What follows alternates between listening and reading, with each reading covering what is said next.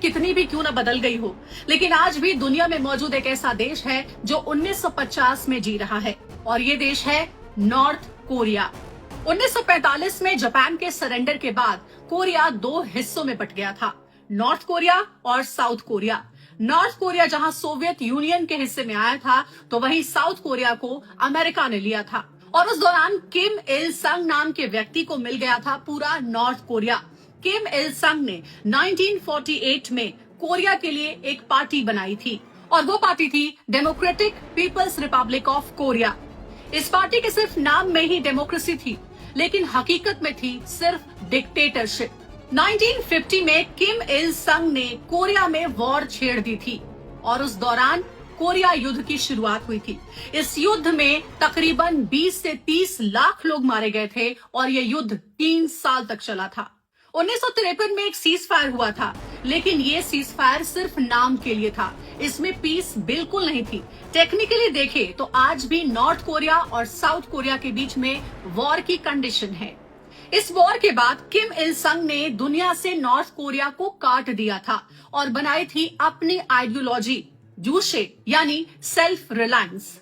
और उस दौरान नॉर्थ कोरिया दुनिया से कटता चला गया। जो भी किम इल संग के खिलाफ बोलता था, उसे गायब कर दिया जाता था। 1990 में सोवियत यूनियन के जाते ही नॉर्थ कोरिया फेमाइन में डूब गया, और उस दौरान भारी भूखमरी मची, लोग भूखे मरने लगे, और इस दौर को नाम दिया गया द ऑर्डर्स मार्च। इन सब के बावजूद पावर जो है वो किम इल संग की फैमिली में ही बनी रही।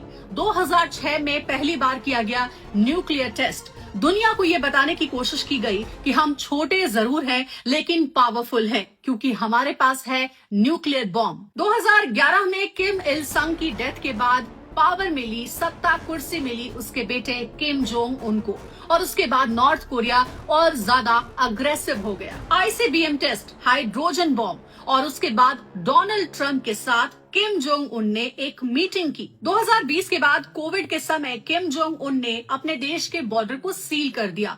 उसके बाद से नॉर्थ कोरिया दुनिया से और दूसरे देशों से और भी ज्यादा आइसोलेट हो गया, और अब हाल ही में 2025 में अपनी पार्टी के 80 साल पूरे होने पर एक बड़ी भव्य परेड निकाली गई। मिलिट्री परेड में नई मिसाइल, न्यूक्लियर रिएक्टर को प्रदर्शित किया गया। ये सब कुछ दिखाया गया किम जोंग उन की तरफ से, ताकि दुनिया के दूसरे देश नॉर्थ कोरिया को शक्तिशाली समझे। लेकिन हालात अब भी जस के तस ही हैं।